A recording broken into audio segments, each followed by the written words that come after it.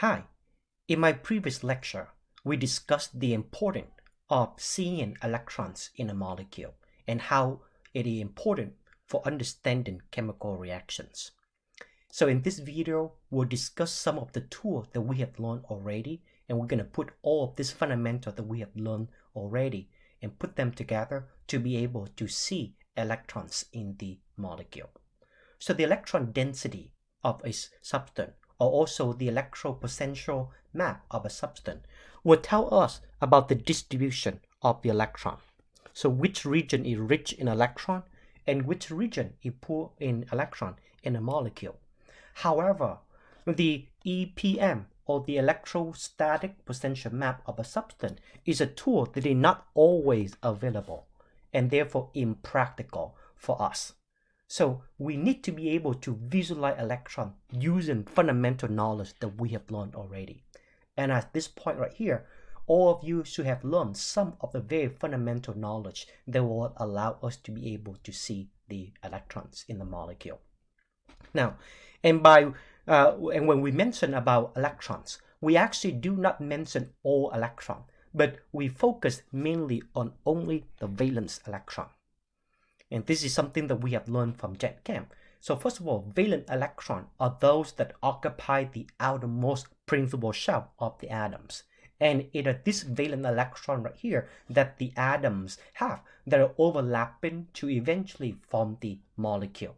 And that basically gives rise to the electron density of the entire molecule. So we need to be able to learn and identify the valence electron. So one of the tools and one of the goals that we need to be able to do is be able to determine the number of valence electrons for any atom.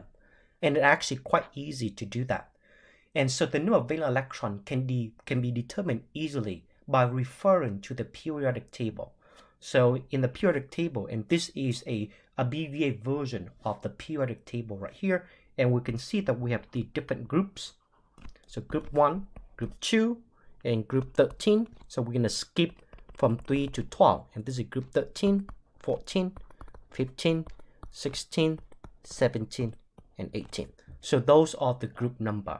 And as for the number of valence electron, group 1 has 1 valence electron. Group 2 have 2 valence electrons. And group 13 have 3, group 14 have 4, group 15 have 5, and 6, and 7, and 8 valence electron. So that's how easy it is to determine the number of valence electron. And now, according to the Vesper bonding theory, which is something that you have learned from general chemistry, electrons are then found in the atomic orbital of the atom. And this atomic orbital from the atom are then used to overlap to then form bonds between the atom. And so some of the orbitals from the atomic orbital overlap to form chemical bond, whereas others remain as lone pair. For an example, let's say here we have atom A with one of the electrons on its atomic orbital, and here is atom B with another electron on one of its atomic orbital.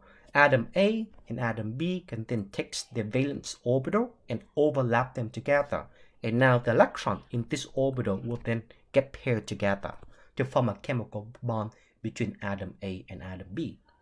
And when we have this bond forming between atom A and atom B, we can further describe this by drawing a line.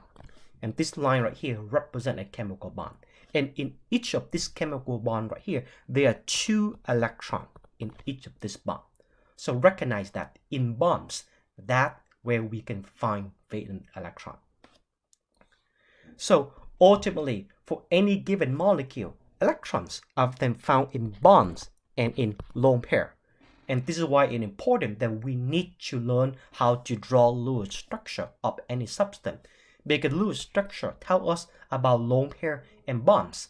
And by seeing bonds and lone pair, we'll be able to recognize that, yes, these are where the electrons are in a given molecule. For an example, in each of this bond, any of this bond right here between the carbon and the hydrogen and between the carbons, then we can see there are 2 electrons in each of this. So there you go. That's where we can find those electrons. So there's 2 electrons in each of these covalent bonds. In a case where we have a double bond means that there are 4 electrons in here that are overlap or share between these 2 carbons right here to form that double bond. So there are 4 electrons that share between these 2 carbons versus there are 2 electrons that are shared between the carbon and the hydrogen.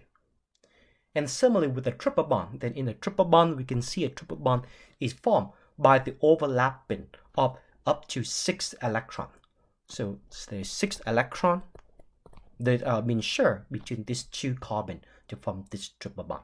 So this region right here is then very rich in electron. And so as you can imagine, the bigger the bond or the triple bond will have higher electron density compared to a double bond. And a double bond would then have higher electron density compared to a single bond. Okay, but then that's how we can recognize where the electrons are in a given molecule, by looking at bonds and looking at lone pair. Now let's talk about lone pair. Sometimes lone pairs are being omitted in drawing because they are too time consuming to draw, but we need to be able to recognize that they are there in order to complete the octet of the atom. Okay, so we need to be able to recognize them. And in fact, recognizing the lone pair of electron is really important, because this lone pair, or we also call them the non-bond electron, are usually very reactive. They are very rich in electron, so lone pair are considered to be electron rich, and they are quite reactive. So normally a lot of chemical reaction happen due to the lone pair electron, because this is a region that is rich in electron. So here in this case right here, we could then see that this nitrogen right here will have a lone pair of electron in order for the nitrogen to have an octet of electron. And this region right here is then rich in electron.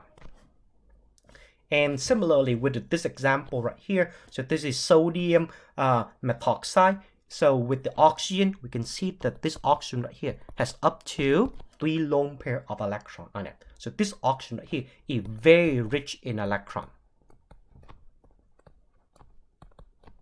So a chemical reaction going to take place, it will be very likely take place at this oxygen right here, because this is a site that is rich in electron. And again, sites that are very rich in electron or poor in electron, these are the most reactive sites in inorganic molecule, and we need to be able to recognize them. Okay, so in summary, bonds and lone pair, those tell us about where the electrons are in a molecule. And now we need to, here is something else that we also need to learn about electron in bond. So in bonds, so we know that in a covalent bond there's electron in them, right? But then a lot of time the electron in a covalent bond are not evenly distributed between the 2 atoms, but they may be shifted to one atom more than the other. And when that happens, we would then now be having a covalent bond. Okay, and so to fully visualize the distribution of electron in a molecule, we also need to consider the asymmetrical distribution of electron within a bond, that is known as bond polarity. So bond polarity is basically a measure of the degree in inequality in the sharing of electron between the 2 atoms in a bond due to differences in electronegativity between the 2 atoms that are involved in the bond. So let's now define what electronegativity is. And this is such an important concept from general chemistry that now at this point we need to be able to understand. So we have to understand what electronegativity is and be able to figure out the trends in electronegativity. And throughout this whole class right here, we will continue to go back to this concept right here of electronegativity and use this concept right here to understand and explain chemical reaction. But before we can do that, we need to be able to understand what electronegativity is. So let's define that. So first, electronegativity is basically the ability of the atom to attract bonding electron to itself. That's right. So basically, how much ability does the atom have to attract bonding electron to itself? or in a way, how much they love electron. So we can also refer to this as the love for electron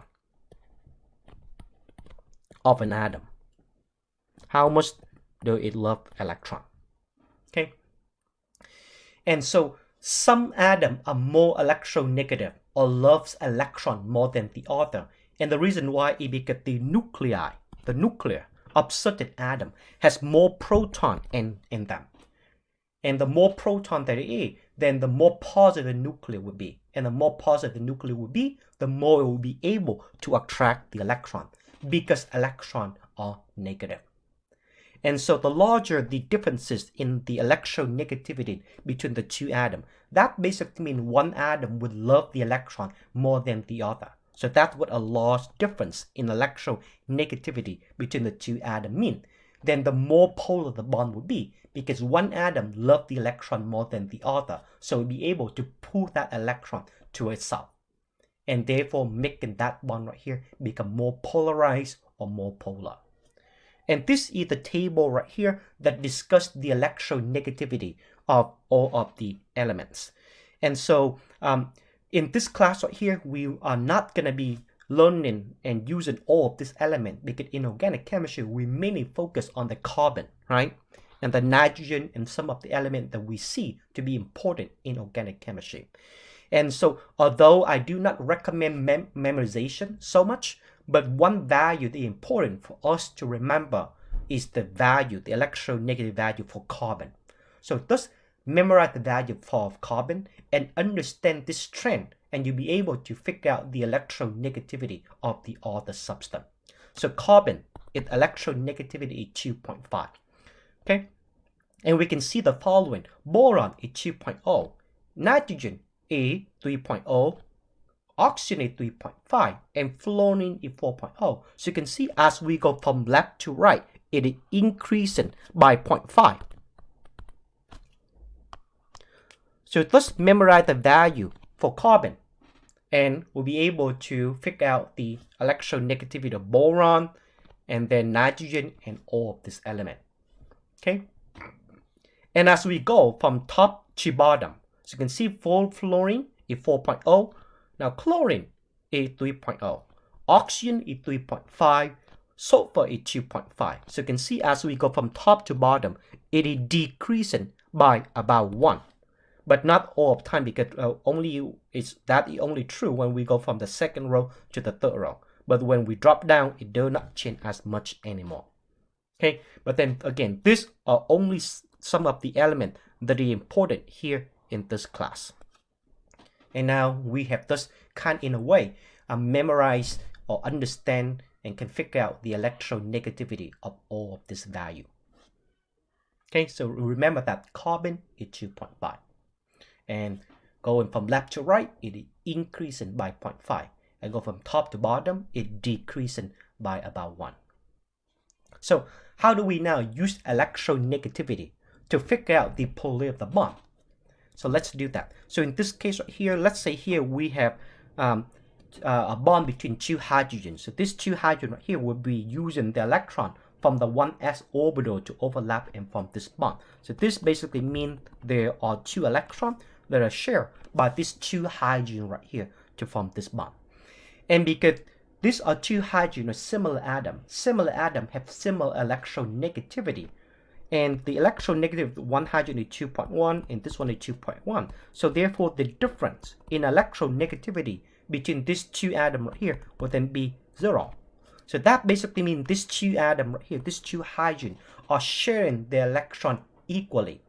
And because of it, they both equally love electron.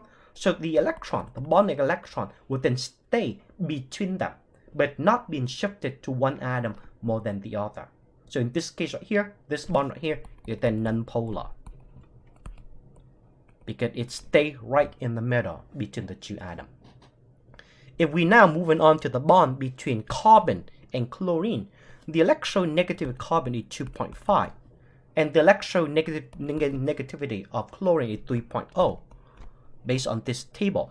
So the difference in electronegativity between these two atoms right here will then be 0.5.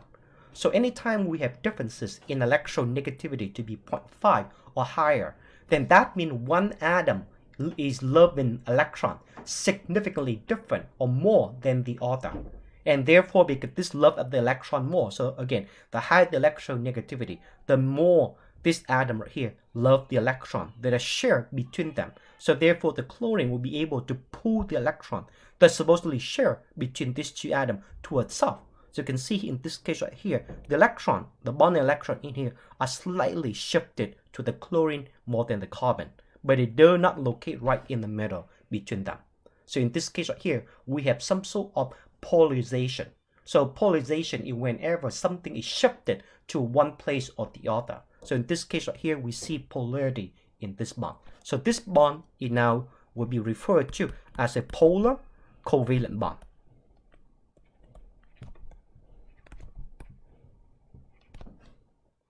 Okay. And if we were to now have a bond between sodium and chlorine, so in this case right here, sodium is 0.9 and chlorine is 3.0. So the difference in electronegativity between these two atoms right here will then be 2.1. And this is very, very high right here. So whenever the difference in electronegativity is 2 or greater, then this bond would then become the ionic bond. And that means that because the chlorine now loves the electron much, much more than the sodium, and the sodium doesn't even love electron that much, so they have low electronegativity, it will then be able to give the electron or the bonding electron between them all to this chlorine. And it doesn't even want much of this electron at all. So in this case right here, we see the transfer of electron, and that makes this bond right here the ionic bond. So that is the characteristic of the ionic bond, the transfer of electron.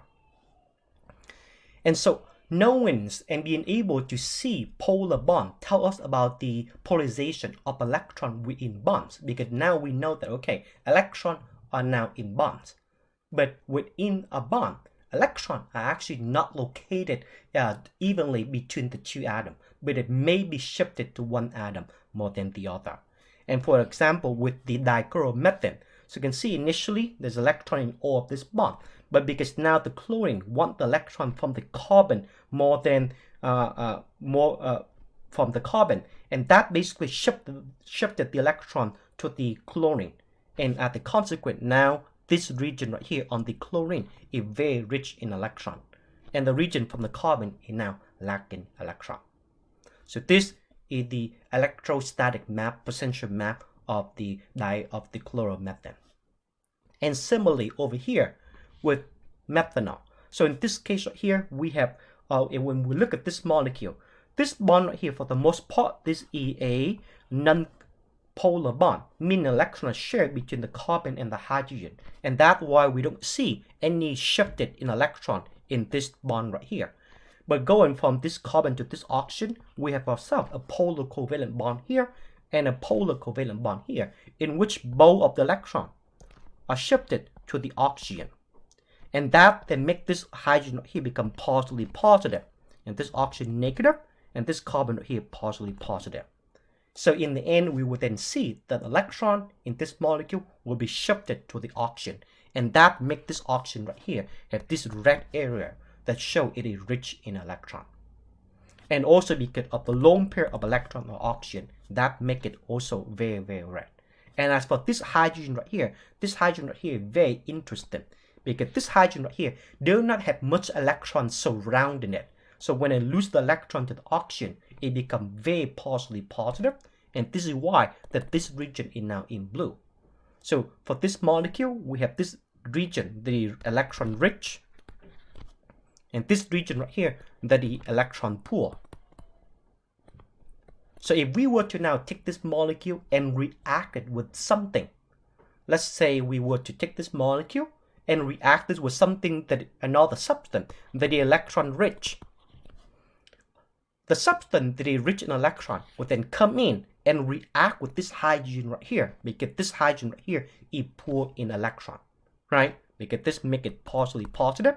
If something is rich in electron, meaning it is negative or partially negative. And therefore they interact with each other, So we will see chemical reaction would happen right here.